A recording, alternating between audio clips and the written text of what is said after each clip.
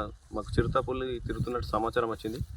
ఈ సమాచారం మేరకు మేము నిన్నటి నుండి నైట్ నుండి కష్టపడుతున్నాం గ్రామ సర్పంచ్గా. మరియు అటవీ శాఖ అధికారులు క్షేత్రస్థాయిలో పనిచేస్తున్నారు.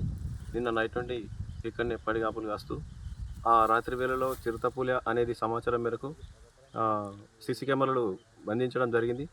ఈరోజు మార్నింగ్ ప్రొద్దుట పెద్ద పులి అనేది మేము సీసీ కెమెరాలో చూసాము.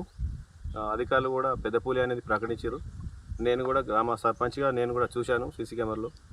వాళ్ళ సమాచారం మేరకు జిల్లా అధికారులు మొత్తం ఇక్కడే ఉన్నారు. వాళ్ళు క్షేత్రస్థాయిలో గ్రామానికి సపోర్ట్గా నిలుస్తున్నారు. వాళ్ళకు సపోర్ట్గా మేము నిలబడ్డాం గ్రామంలో. మరియు గ్రామ ప్రజలు కూడా నేను అప్రమత్తం చేశాము అధికారుల సూచన మేరకు. మరియు గ్రామంలో ఎలాంటి ఆందోళన చెందకుండా నేను గ్రామస్తులకు కూడా తెలియజేస్తున్నాను. అందరూ సహకరించాలి. అధికారులు కూడా మేము సహకరిస్తున్నాం. స్థానికంగా ఎలాంటి పరిస్థితులైనా ఎదుర్కోవడానికి జిల్లా అధికారుల యంత్రాంగం ఇక్కడే ఉంది, మాతోటి పాటుగా ఉంది. మేము తప్పకుండా వాళ్ళకు ముందు ఎలాంటి సహకారమైన అందించడానికి నేను సిద్ధంగా ఉన్న గ్రామ సర్పంచ్గా. ఇలాంటి చర్యలు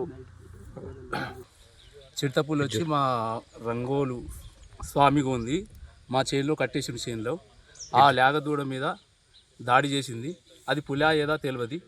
తర్వాత ఆ దాడి అయిన తర్వాత మాకు ఈ అధికారులు వచ్చి ఫారెస్ట్ అధికారులు వచ్చి సీసీ కెమెరాను పెట్టి చేస్తే మాకు పులి అని తెలిసింది.